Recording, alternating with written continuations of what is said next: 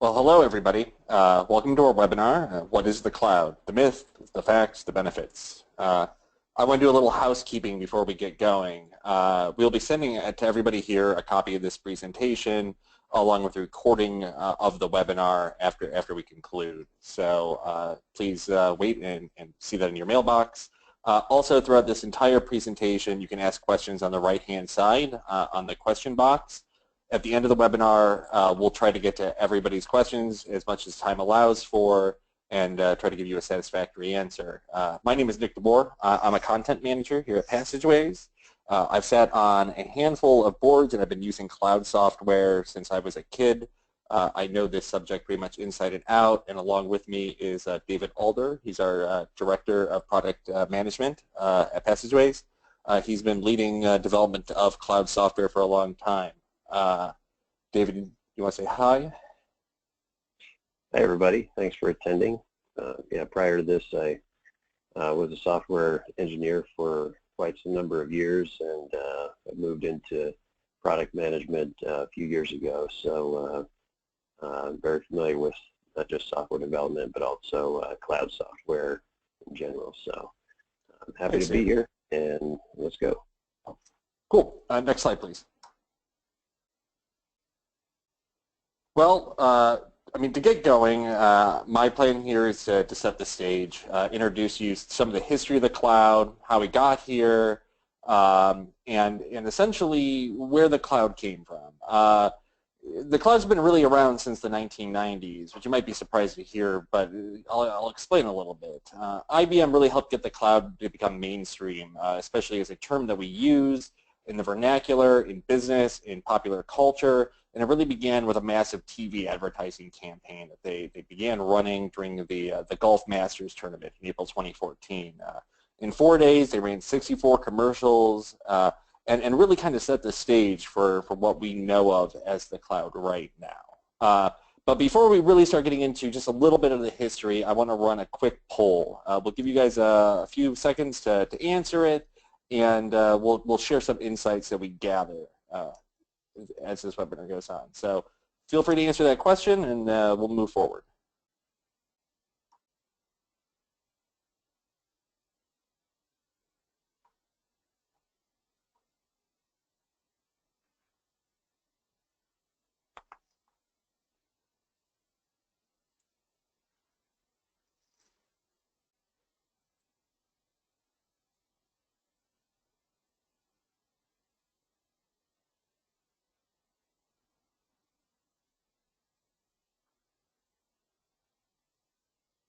Okay.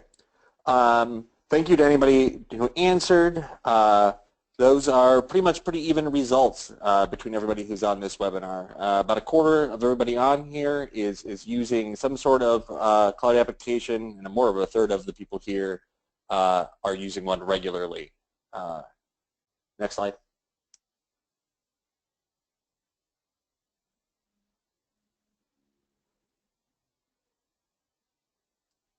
So the real history of the cloud begins in the 1960s.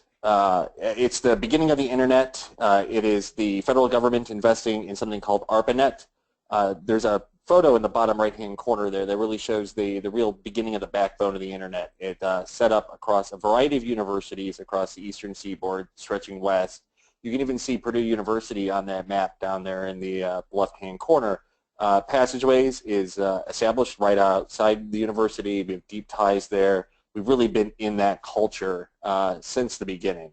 And as the speed of the internet actually began to increase, you can remember back in the day, the AOL login, the amount of time it would take to boot up a web page. As that speed really increased, we found ourselves with the ability to enhance the way we do computing rather than directly connecting to the internet. The internet was able to start providing information in a more dispersed manner. Next slide, please.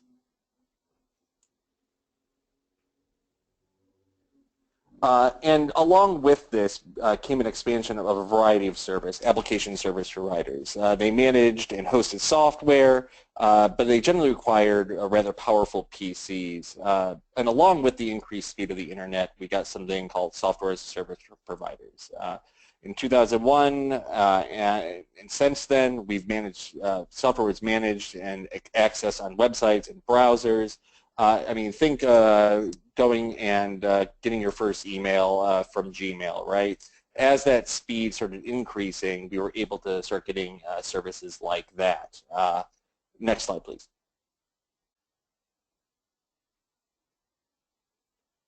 And this is where things get pretty cool, right? Like starting in 1999, we start seeing a new type of business being developed. I mean, in 1999, Salesforce launches. In 2002, Amazon starts powering web services, and a variety of companies start moving their backbone of their services away from hosted environments and towards the cloud.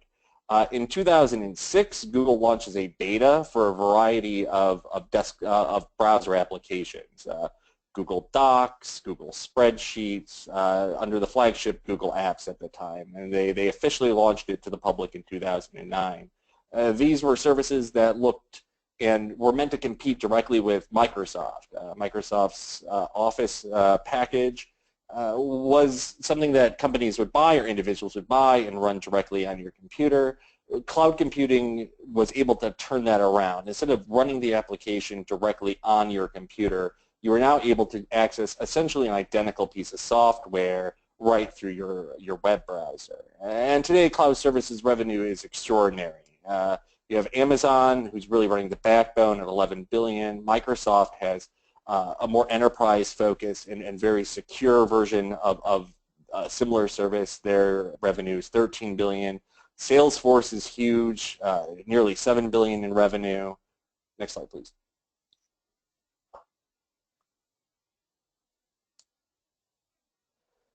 So if you're still not 100% clear what the cloud is, also called cloud computing, Microsoft put it simply, cloud computing is the delivery of computing services, servers, storage, databases, networking, software, analytics, and more over the internet. It's essentially any kind of software that is being powered from a remote from the internet. Next slide, please.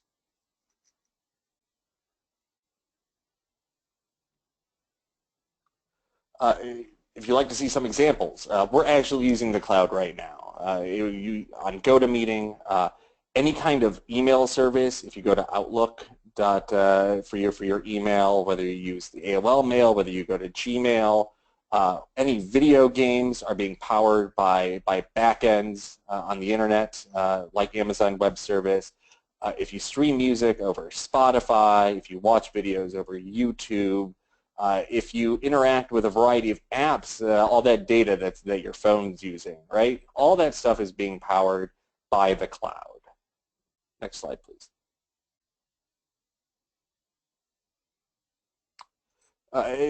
Again, here's even more examples of the kinds of software on a day-to-day basis that businesses and individuals really interface with.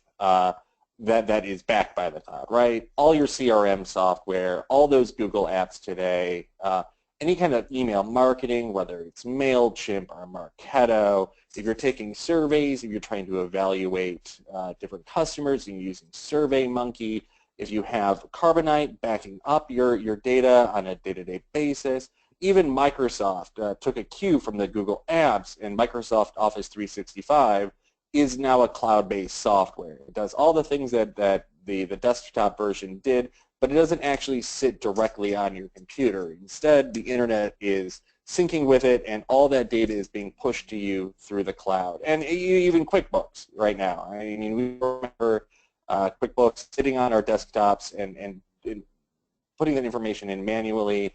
Today, QuickBooks, just like Microsoft Office 365, is software that you're using that's backed by the cloud. Next slide, please.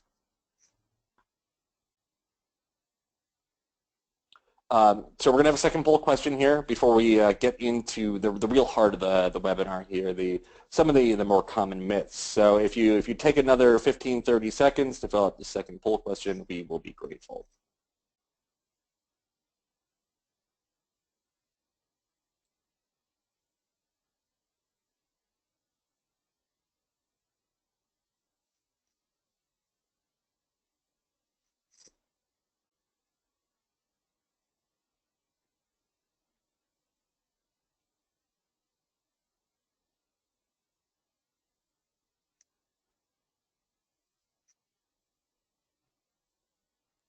Okay.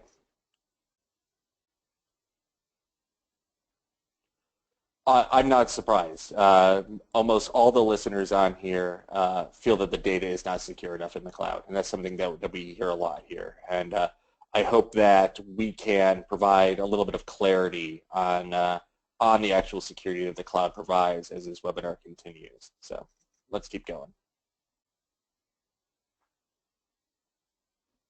All right. Thanks for that intro, Nick. Yeah, thank you. Yeah. So let's get into the cloud myths for a second. But first, I was thinking about this. Where does the term cloud come from? I remember back in the late 90s, early 2000s, looking at network diagrams, and that there was usually a firewall or something like that involved with the network diagram, and that was represented as a brick wall. And on one side was your internal infrastructure for your network, usually a demilitarized zone, what they call a DMZ, and then your servers and so forth behind that. So, and on the other side of the firewall was a cloud that was used to represent the internet, and a big line going from the firewall to the cloud. So that's basically where the term comes from. It's just this ubiquitous, ethereal type thing. It doesn't really matter where things are as much as it is that you are there in this cloud-like structure. There's no real geographical or physical structure to it. It just feels like it's there, and you can access it however you want with just addresses. So that's basically where the term comes from. So don't let it scare you. Next slide, please. So funny that the first myth we'll cover is about security. So basically, the myth is that the cloud is not secure, and that's really just not true. Your data centers that you house will likely not be quite as secure as a cloud-based model. Major cloud service providers like Amazon, Microsoft, Google, they have several national and international security and compliance certifications like SOC 1, SOC 2, SOC 3, HIPAA, FERPA, that would be for educational institutions, ISO 27001 is just another security standards, an international one, and many, many others. Some country-specific, some international, but they're all usually very expensive to get. I mean, you've got to do different testing and so forth to get them. So getting those certifications is difficult, and likely you don't have them. Maybe some of them, but not necessarily all. So, also included with that, usually with a cloud service, is regular penetration testing performed by the institution that hosts the cloud-based solution. They have security monitoring, intrusion detection, physical security, and all that can be very costly as well. On-prem servers are attacked all the time, not just cloud services. In fact, statistically, you're more likely to be attacked with your on-prem solution, probably because of the lower security standards. It just seems to be easier to get to. Next slide, please.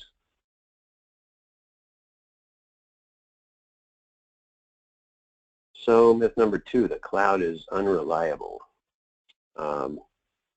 Having all your servers at one location can be risky. There's no failover. If you're down, you're down. That's basically it. Cloud solutions can achieve incredible uptime reliability, some all the way up to what we call 5 nines, or 99.999% uptime, which is, as you can see in the slide there, about 8.5 hours per year on the low end model. That'd be like a 99.9%, but 5 nines is very difficult to achieve on your own, and can usually only be achieved by what they call geo-replication and failover, and we'll get to that in just a little bit here. So, in order to do that yourself, you do have to build another data center, or maybe a third data center, and then you've got to build the software to handle all the backups and all the failovers. So if one data center drops, you've got instant access to another data center, and you're hosting from there now, and so on. And it's way more than just double the cost to build a new data center. You've got to write all the software and so forth. You've got to have double the security and so on. So very difficult to achieve. Next slide, please. Then we have a poll question. Does your organization use the cloud for anything mission critical? Give you a moment to answer that question.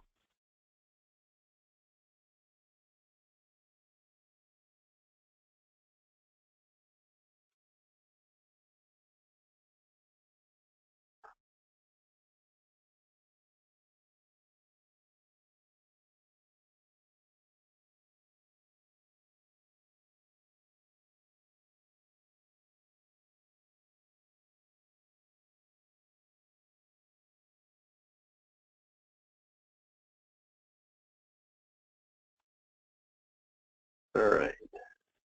So it looks like most of you do. Well, maybe half probably do, and the rest not quite sure. So that's interesting. All right, let's go to the slides. Myth number 3. The cloud is not for mission critical apps. Well, I would disagree with that.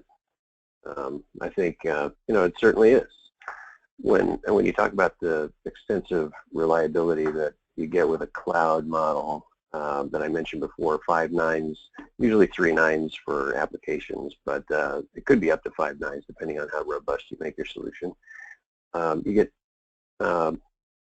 very good mission critical environments. So that model is easy to achieve in the cloud. It usually can be done with mouse clicks and a little bit of typing, rather than having to set that all up yourself by construction and purchasing all the right equipment and doing all the research, hiring all the right people to build your network out and so on. It can be very costly, very difficult to do.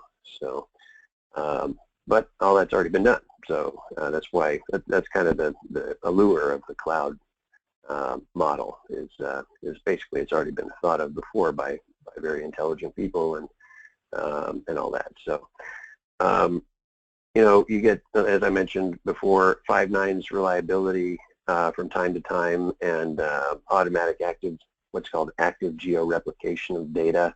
If you want to turn that on, usually that costs a little bit extra from standard geo-replication or even standard backups, which are usually just a point-in-time restore. The geo-replication is where you actually back up your data to a different location.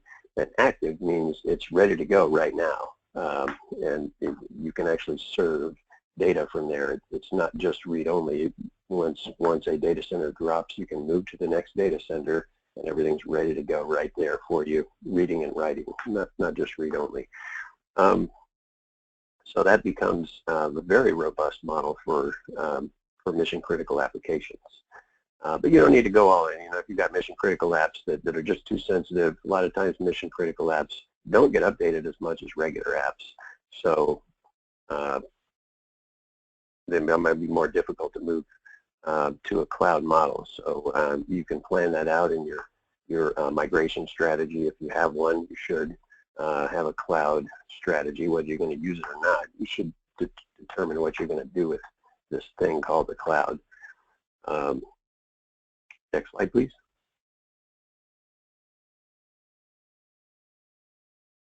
All right. Myth number 4. We need one cloud strategy or vendor. As you saw in the poll, you probably use some cloud applications already. And you can have many versions of cloud at your organization, anything from Office 365, Google Apps, Dropbox, OneDrive. You might use different things.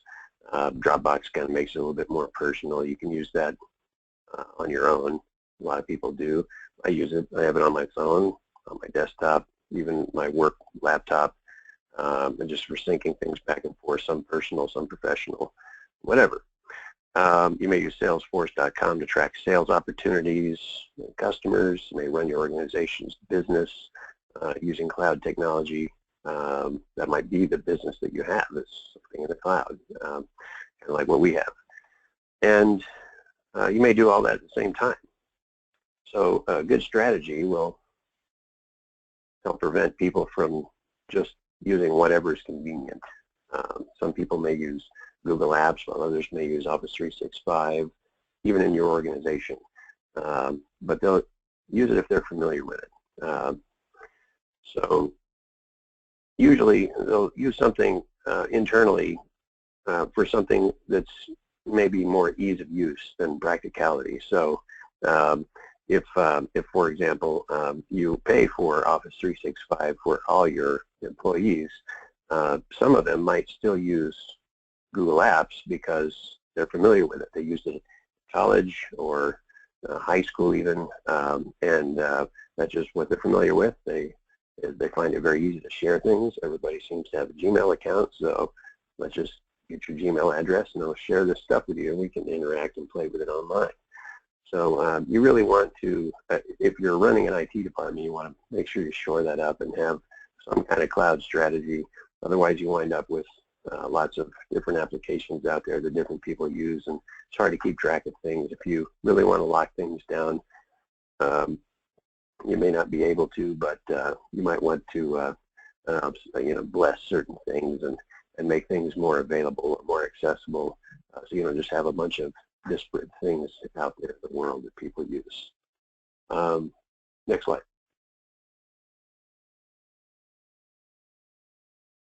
So myth number 5, the cloud is always about saving money. Using the cloud for computing services is definitely not free. It does cost money to run these things, and those companies that do need to be paid for it. They have to keep them running. But it can be costly depending on what you use: scalability, reliability, compute speed, the number of servers you use, geo-replication of the data, like I mentioned before. It all adds up. But mostly you get the reliability, security, and compliance all thrown in for the same costs. If you run a wimpy server, then you still get all the security and reliability and compliance standards. All that's added up. But if you run a really beefy environment that has tons of servers, you get obviously the same type of security and compliance. So if you consider millions of dollars, multiple millions of dollars it takes to design, build, maintain just one data center, then cloud hosting really starts to make sense, I think. You need to watch your costs, but there are monitoring tools that can help with that. Usually provided with that service, there are third-party tools as well, some of them better than what you can get from the cloud provider. And cost reduction can really be done with a click of a mouse in the cloud. Not so when you build it yourself. You buy it, it's a capital expense, and you own it now, this thing. Either this building that houses it, the racks that hold it, that support all your infrastructure, or the actual equipment, all the cabling, the engineers that put it all together, that you own all that now. And it's all a capital expenditure, but it becomes an operational expense when you host it in the cloud. You can just scale things up when you need it and pull it back when you don't. So that's a big help there. Next slide, please. Poll question number 4. Is there reluctance in your organization to adopt new technology?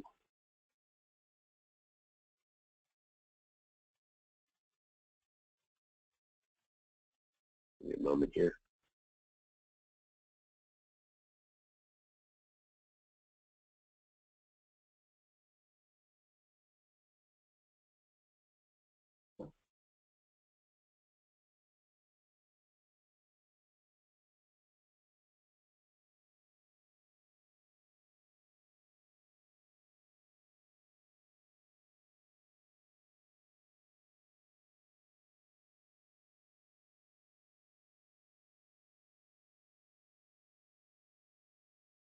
All right, some reluctance, general reluctance. That's a pretty good percentage, about half again. So that's not, I mean, that's totally understandable. That's typically what I think we've seen in other organizations as well. Let's go back to the slides. So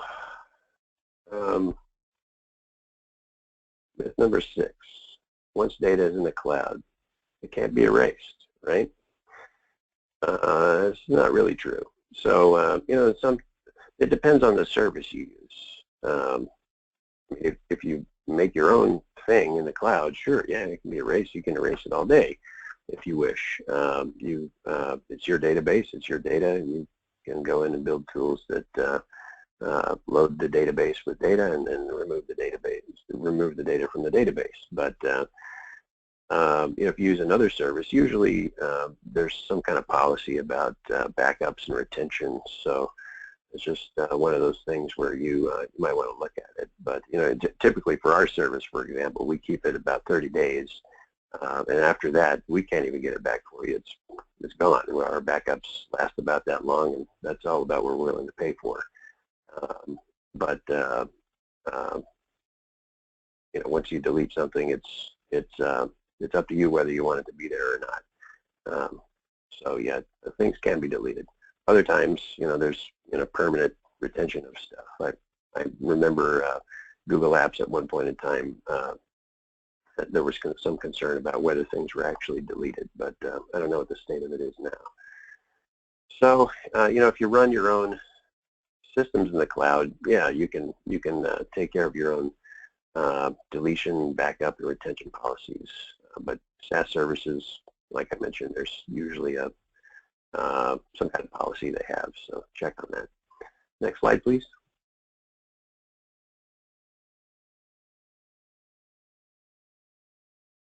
Myth number 7. Everyone in the company is afraid to change. So yeah, it happens. Change is coming, whether we want to see it happen or not. That doesn't mean that cloud hosting is going to be the way things are forever, but you know, right now it's a viable and affordable solution, very robust and reliable. I think things are trending this way and will continue to trend that way for quite some time as data centers hosting your own data becomes, I think, increasingly more expensive with security requirements and compliance and whatnot. I think it's just going to become more important to look at a cloud solution. So you know, there are hybrid solutions emerging also. Cloud services like Azure, for example, I think Amazon might have this as well. They'll host the application for you, and then you can host your own data. And there's a binding between the two that will allow you to pull from the application, pull the data from your local data center. So it maintains that storage on your premises. And that could be important in different countries where they require their own data sovereignty. Basically, they want the data that's stored to be held in their country and not some other country where it could be liable to other laws of a different nation. So we see that come up now and then. There are also other solutions where you can run. Azure, for example, has a solution where you can host part of the cloud in your premises if you need to. But there are some technical hurdles and some costs associated with that as well, because basically you have to build what they have in the Azure environment on your premises. So extra cost for that. Next slide, please. And the 8th and final myth for today, cloud must always be, you must always be online to access data. And that's not true. It depends on the application, really. So if you think of Dropbox, where I can access everything in my Dropbox account by going to a web application, their web application. I can log in and I can see everything there, but I can also go to my phone, which is, you know, for all intents and purposes connected at all times. But if I am not connected for some reason, I can still access some things. I've already downloaded some content from Dropbox, and if I add something from my phone, you know, it goes right to the cloud storage location, wherever that is. I don't tend to care. I just want access to it. Office 365, same thing. You know, I can make an app. I have Word on my phone, and I can create a document on my phone, and as soon as I'm connected to the internet, I can just upload that thing right to my cloud location, usually a OneDrive account or something like that, and it's there. So you don't need to be connected to the internet to access data all the time. In our application, we have some capability to be able to use it offline as well. So we'll cover that in just a moment, but it depends. So next slide.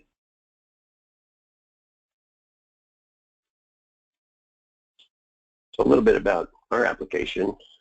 I sit on a board which still uses email, and you know, finding the latest document in my email inbox that they send out is sometimes cumbersome. So fortunately, the content's not sensitive. But because email is terribly insecure, we really don't want to use that for all of our board materials. And we've come to find out lately just how insecure email can be. So, and Dropbox was recently hacked as well. You don't want to use Dropbox to share sensitive information. You know, family photos is one thing, but really confidential information you might not want to put there.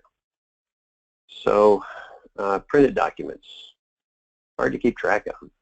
You got to spend all the time preparing them, copying them, copying all the contents, mailing the things out, and then that's how things were when you put everything together. But if you have an update, you need to send out the update as well.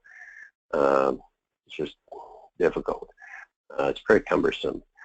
And as a board member, try asking your printed documents a question, like, where's that note I wrote a while ago about the financials? You can't. It won't tell you much. You have to dig. So welcome to Onboard. We help you assemble your agenda, build your book, distribute the materials instantaneously when you're ready to publish. You can back it out if you need to. You can unpublish and republish. Board members have access to all the materials right at their fingertips on their iPad, iPhone, Android devices, Kindle. We have apps in all the stores. We have a web app we just redid recently. Surface tablets works very well there, touch devices and so on. So it becomes very tactile, very tangible. Taking notes right there on the screen. You can draw lines, circles, polygons of any sort. You can highlight things. You can search through the highlights, find out what you highlighted just by searching the text of highlighted materials or highlighted content. It syncs across all the devices. So all the apps, wherever you use our product, you can access your notes. So it's really handy that way. So if I take notes on the web, go to my phone later, I can read them there if I need to. And we have a document resource center. So you can upload resolutions, signed documents, or other things, policies, procedures, surveys, voting. We have e-signatures coming out very soon, just a couple weeks here, and a lot more to come in the future. So that's our app, basically board software. So if you would like to advance the slides here. Next slide, please. If you'd like to find out more, just send us an email, more@passageways.com. I don't know who came up with that one, but there you go. Well, I want to thank you, David. We have one question right now. If anybody has any additional ones, please send them on over right now. And I do want to have a quick reminder to everybody, when this webinar is over, there'll be a short survey at the end that we would ask you kindly to fill out. And it'll happen after the GoToMeeting closes. The one question we got was asking to define the cloud again. And I think this came about when I was reading Microsoft's definition. So I'll return to the way that Microsoft put it and maybe try to simplify it a little more. Microsoft says, simply put, cloud computing is the delivery of computing services, servers, storage, databases, networking, software, analytics, and more over the internet. And that's very broad, but it's very broad because so much really does encompass the cloud. I mean, as this webinar has pointed out, from doing notes and writing documents on Microsoft's Office 365 to receiving email from Gmail to inserting data into Salesforce, all those kinds of mechanisms, including video, Netflix running completely in the cloud, right? It's a variety of different kinds of data that is just being transmitted to your internet that doesn't need to be stored on your computer. It's essentially anything that's on your computer that doesn't reside on the hard drive, doesn't reside locally there. Anything you want to add to that, David? No. Okay. Well, I want to thank everybody for joining us here. Again, we have a few short questions when this webinar is over. If you'd like to find out more about Onboard and the ways that it can improve your board meeting, simply write us at more, M-O-R-E, at passageways.com. We look forward to hearing your answers at the end of this webinar. And again, we thank everybody here for joining us. We hope it was informative.